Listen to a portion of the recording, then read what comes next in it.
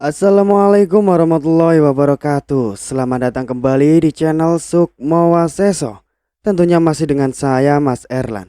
Di kesempatan kali ini saya akan melanjutkan part yang kemarin yang berjudul Asmara Terlarang bagian 3. Sebelum cerita ini dimulai, jangan lupa untuk like, komen, subscribe channel ini dan aktifkan lonceng notifikasinya agar kalian tidak ketinggalan cerita-cerita terbaru dari kami. Tanpa basa-basi, kita langsung masuk ke ceritanya.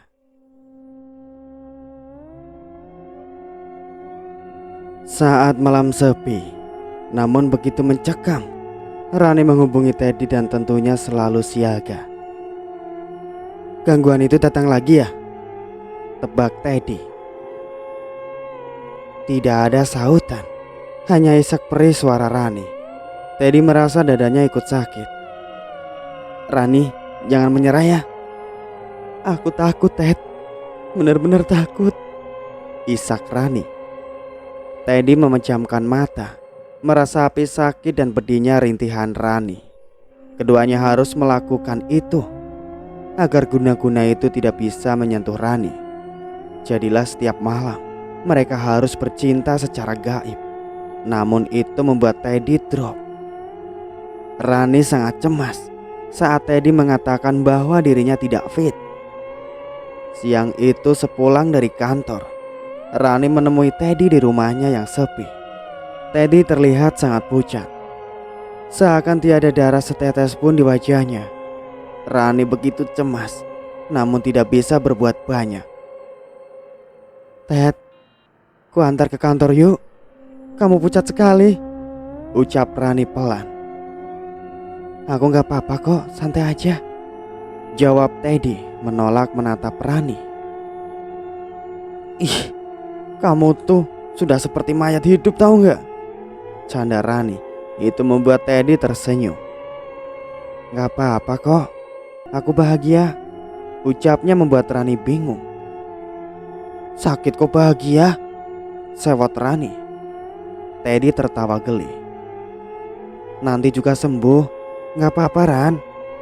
Atau kamu takut aku mati? Goda Teddy membuat Rani cemberut. Udah yuk ke dokter, jangan bercanda, tegas Rani. Buat apa? Percuma. Paling dokter akan mengatakan aku kurang darah. Paling itu doang. Iya, seenggaknya kan bisa ditambah darah.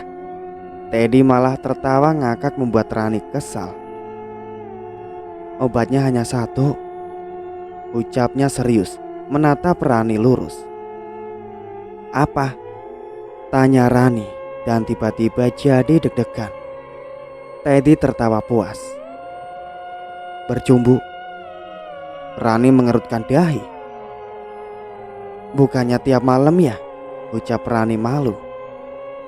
Harus yang nyata. Rani tiba-tiba melotot. Kamu ya? Teddy geleng-geleng. Aku juga tidak akan memaksamu lah, ucapnya serius membuat Rani mendesah. Kalau aku izinkan, tantang Rani. Matanya menatap wajah Teddy lurus. Teddy tersenyum dan perlahan mendekatkan wajahnya ke wajah Rani, yang kemudian Rani terpejam. Rani merasa bukan anak ABG lagi. Ia sudah pantas merasakan cumbuan seorang pria. Semua dilakukan Teddy secara nyata. Bajunya acak-acakan, rambutnya kusut. Tiba-tiba saja Teddy tersentak dan segera berlari ke kamar mandi. Rani melongo. Padahal tinggal satu langkah lagi Teddy mendapatkan semuanya. Rani rupanya telah putus asa dan ia berharap tidak akan menikahinya. Namun apa yang terjadi? Bagas jadi merasa bingung. Aku tidak pernah tahu apa Teddy mencintaiku atau tidak. Kening Bagas berkerut. Bukannya kalian sering jalan berdua? Ucap Bagas. Gak sering sih, tapi pernah. Sepertinya sudah saling cocok. Kalau cocok, kita pasti udah nikah lama. Lalu Bagas tertawa geli. Gimana sih? Aku jadi bingung, ucapnya. Kenapa harus bingung? Bagas tidak tahu harus bagaimana. Tertawa geli dan serba salah. Yang betul, kamu sudah punya pacar belum? Belum. Bagas ternganga. Yang jelas aku tidak pernah mencari pacar, ucap Rani serius. Terus nggak akan nikah selamanya? Goda Bagas. Rani tersenyum. Justru aku sedang mencari calon suami. Seketika Bagas tersendak. Segera ia meraih gelas air di hadapannya dan meneguknya tandas. Rani tertawa geli. Kamu kenapa sih? Tanya Rani. Bagas tersenyum malu. Enggak apa-apa, ucapnya sambil menunduk. Tiba-tiba ponsel Rani bergetar. Sebuah panggilan masuk.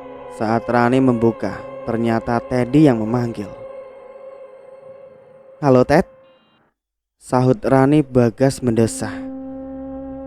Enak sekali jadi Teddy, bisa dengan mudah bicara dengan Rani. Tidak seperti dirinya yang entah mengapa tiba-tiba lidahnya terasa kaku. Begitu kaku sikap Bagas di hadapan Rani, dan Bagas pun menyadari itu. Tidak banyak yang mereka obrolin di ponsel. Intinya mereka akan bertemu di suatu tempat. Rani tersenyum setelah meletakkan ponsel di atas meja. Sepertinya bakalan ada kencan nih, ucap Bagas sendu. Rani tersenyum simpul. Enggak juga, aku sedang melakukan pengobatan supranatural pada Teddy, ucap Rani santai. Pengobatan? Tapi kamu tidak terlihat sakit. Rani kembali tersenyum, membuat Bagas kian menggerah. Aku gak bisa cerita, ucap Rani sambil menunduk. Baiklah, aku paham. Tapi Bagas menatap ragu. Rani menggumam. Artinya dia penasaran dengan apa itu. Boleh nggak jika suatu saat nanti aku ngajak kamu makan malam? Bagas menelan ludah getir setelah mengucapkan kata-kata itu. Dengan susah payah dan mempermalukan sebuah keberanian besar. Namun ada perasaan lega setelahnya. Soal jawaban Rani itu terserah Rani. Tapi yang jelas Bagas sangat mengharapkan Rani bersedia. Boleh, ucap Rani tegas. Yes, seru Bagas tidak sadar. Seketika wajahnya bersemu merah. Sejatinya ia hanya ingin berseru di dalam hati. Namun seruan itu keluar tanpa kompromi. Rani tertawa geli, merasa jika mereka kini masih ABG saja. Rani geleng-geleng, Bagas nyengir. Teddy menatap lurus, ada yang serius, yang seperti tidak sanggup lagi ia pendam. Ih, kenapa sih? Rani merasa risih ditatap sedemikian rupa. Ran, aku lihat auramu semakin redup, ucap Teddy serius. Apa itu artinya aku akan segera mati? Ucap Rani santai.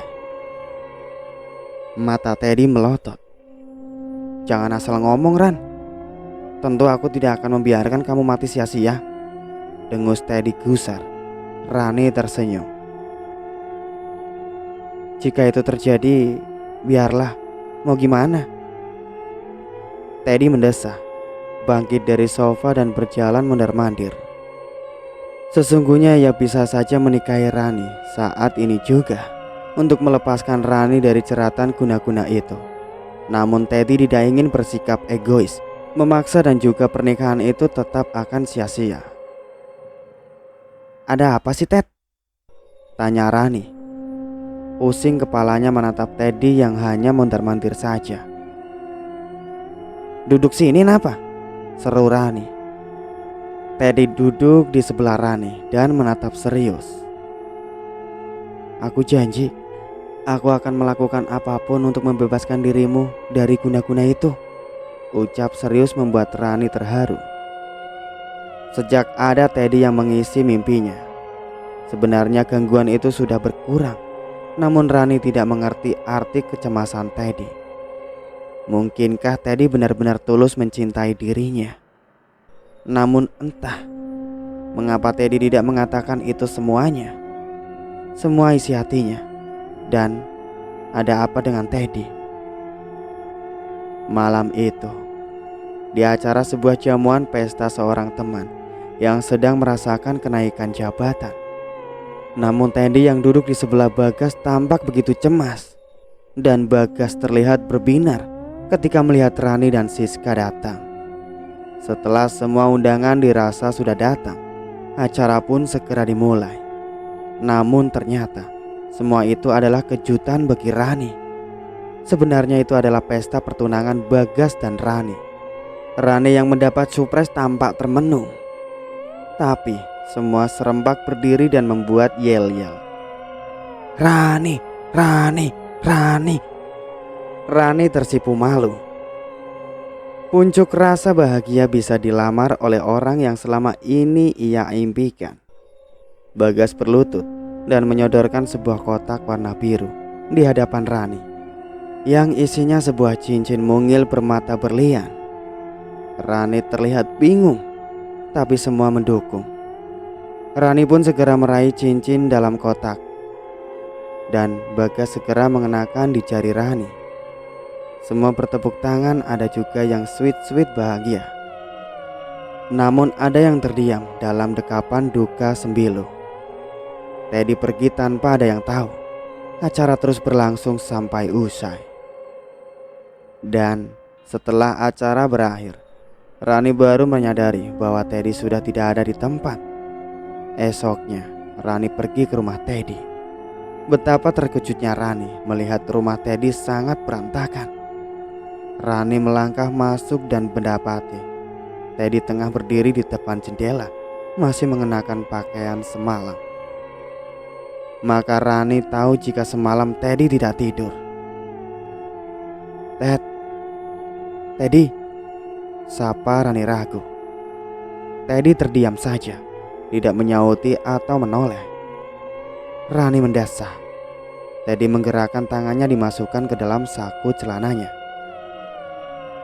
Tidak aku sangka, ternyata rasanya sesakit ini, ucap Teddy pelan. Rani mendekat. Maksudmu? Rani sengaja berdiri di belakang Teddy. Aku pikir jika kalian berdua jadian, aku akan turut bahagia. Ternyata tidak. Dan aku tidak bisa menyembunyikan perasaan itu, ucap Teddy. Rani segera mengerti. Ted, mengapa? Mengapa bukan kau yang melamarku? Tanya Rani, ingin tahu alasannya. Teddy mendesah, masih membelakangi Rani. Andai aku bisa, Ran. Kenapa tidak bisa? Ucap Rani. Aku apa? Rani menyentak. Aku tidak bisa menikah denganmu. Kenapa? Karena kamu tidak mencintaiku. Dan aku tahu cintamu hanya untuk Bagas dari dulu. Aku sangat bangga padamu yang tidak pernah berubah dalam mencintai Bagas. Meskipun Bagas tidak pernah tahu selama ini kamu mencintai dirinya. Rani terdiam. Dan itulah kenyataannya. Bagas sahabatku, aku tidak ingin meraih kesempatan untuk merebutmu. Meskipun aku bisa dengan cara memaksamu dengan ilmu. Tapi Teddy mendesah. Terasa sesak nafasnya. Aku juga tidak akan bisa hidup tanpamu, Ran. Dan aku akan selamanya sakit melihatmu dengan Bagas. Rani memeluknya erat punggung Teddy. Ted, aku sayang kamu. Selama ini kamu selalu ada di setiap mimpiku. kamu selalu menjadi penolongku di saat aku merasa terancam. Isak Rani pilu. Keputusanmu tidak salah memilih Bagas. Dia adalah cinta sejatimu, ucap Teddy sendu. Aku juga milikmu kan? Bahkan sebelum Bagas, kamu sudah memiliki diriku, ucap Rani. Perlahan Teddy berbalik dan menatap Rani lurus. Dan semua ini harus berakhir sampai di sini. Itu yang membuat aku begitu sakit. Jika kita berlanjut, itu akan menjadi sebuah perjalanan asmara terlarang, ucap Teddy serius. Rani mengangguk memeluk kembali dada Teddy dengan erat. Aku tidak peduli. Aku tidak ingin bahagia jika ada yang terluka olehku, ucap Rani dalam isak. Maksudmu? Kita akan tetap bersama. Aku, kamu, dan Bagas, ucap Rani nekat. Ia merasa sudah terlanjur terjerumus dalam cinta terlarang. Keputusan ini adalah paling aman buat Teddy dan Bagas. Ada ukiran senyum di bibir Teddy, senyum bahagia yang langsung dari kalbunya. Kau juga istriku secara batin. Aku sudah menikahi batinmu, ucap Teddy pelan. Rani tidak paham juga tidak peduli. Teddy membalas pelukan Rani, meraih cinta, merasuk jiwa. Rani membiarkan Teddy menyentuhnya karena ia tahu Teddy tidak akan melakukan percintaan secara nyata. Singkat cerita, tiba-tiba Rani pingsan di kantor saat sedang meeting. Tentu saja semua menjadi panik. Orang pertama dihubungi dalam perjalanan menuju rumah sakit adalah Bagas sebagai tunangannya. Bagas terlihat sangat panik dan segera menyusul ke rumah sakit sambil menghubungi Teddy. Karena sepertinya Teddy tahu banyak tentang Rani secara supranatural. Teddy tidak kalah cemas. Kalang kabut ia pergi membawa mobil mengebut. Sampai rumah sakit keduanya datang hampir bareng. Di mana? Seru Teddy tidak sabar. Beberapa teman kantor Rani masih sibuk mengurus segala macam aturan rumah sakit. Dan mereka berdua segera diantar menuju ruang tempat Rani dirawat. Rani tampak seperti tengah tertidur pulas. Teddy mendesah dan mencoba menembus sukma Rani. Teddy terkejut saat melihat roh Rani tengah terikat di tempat gelap dan dijaga oleh dua sosok bertubuh api. Di alam sana, Rani menjerit dan meminta tolong. Bagas, ikuti aku, seru Teddy. Kemana? Bagas telingukan tidak mengerti. Duduklah dan pejamkan matamu. Kita tidak punya banyak waktu. Nanti juga kamu akan mengerti, tegas Teddy. Bagas hanya menurut, walaupun tidak sepenuhnya paham. Bagas duduk bersila di lantai hadapan Teddy. Bahkan saat jiwanya belum sepenuhnya siap, Bagas harus sudah tersedot dalam pusaran yang membuat ia mual. Hantaman udara padat yang menyesakkan dadanya membuat ia hampir tidak mampu. Buka matamu, Gas. Kita sudah sampai, seru sebuah suara. Bagas yang saat itu menyadari tidak lagi sedang duduk di lantai rumah sakit, tapi di dalam sebuah lorong pengap. Bagas telingukan dalam suasana gelap. Bagas, aku di sini. Ayo maju. Suara Teddy membuat Bagas tercekat. Iya Ted. Aku tidak bisa melihat apa-apa ini, ucap Bagas sembari mencoba melangkah. Ia takut masuk lubang, jadi sangat berhati-hati. Tolong lepaskan aku, cerit sebuah suara. Seketika membuat Bagas tersadar saat mengenali suara itu. Rani, Ran, sentak Bagas panik. Tanpa peduli lubang lagi, secepatnya ia melangkah dalam gelapnya lorong. Sesampainya di ujung lorong yang remang berwarna merah, Bagas melihat Teddy berdiri tak tegak. Sepertinya ada yang sedang Teddy intai. Segera Bagas menghampiri Teddy. Teddy, di mana Rani? Tanya Bagas tidak sadar. Teddy tidak menjawab, tapi menunjuk sebuah tempat. Tampak di sana Rani dengan kondisi yang sangat menyedihkan, tengah terikat kedua tangannya. Bajunya robek di sana sini, dan tampak dua sosok merah menyeramkan tengah menggerayangi tubuh Rani.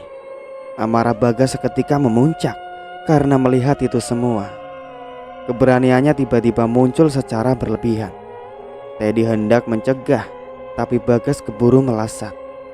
Dalam hal ini, Teddy tahu hanya Bagas yang bisa menolong Rani, bukan dirinya. Karena mereka berdua saling mencintai. Dan tanpa babi bu, Bagas menyerang kedua makhluk itu. Entah kekuatan dari mana, Bagas dengan sadis menghajar dua makhluk tersebut. Namun kedua makhluk itu tiba-tiba berubah wujud setelah menyentuh tanah di dalam lorong tersebut. Satu berubah menjadi Cynthia, yang satu menjadi Diki. Bagas terkesiap. "Cynthia?" ucap Bagas lirih. "Bukan Bagas, dia bukan Cynthia," seru Teddy. Namun Bagas masih belum menyadari itu. Tiba-tiba makhluk yang menjelma menjadi Cynthia itu menyerangnya dengan kuku yang berubah menjadi panjang dan hitam. 10 ujung kuku yang tajam itu serempak mendesis siap mencabik-cabik tubuh Bagas. Namun tiba-tiba Teddy melayang dengan sebuah tendangan. "Bagas, cepat bebaskan Rani. Bawa dia pergi menuju lorong di mana kamu tadi masuk," seru Teddy.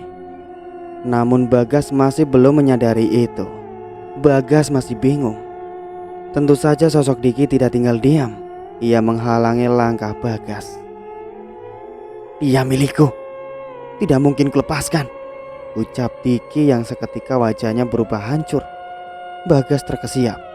Namun saat melihat Rani sudah kepayahan, keberanian Bagas pun timbul.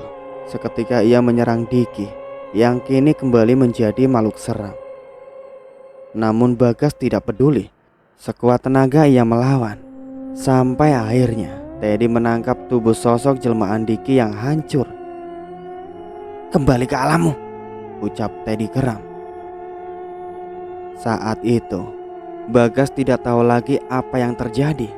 Segera ia melepaskan tali pengikat Rani dan segera membopong tubuh Rani menuju lorong tempat ia masuk tadi. Bagas tidak tahu lagi bagaimana nasib Teddy.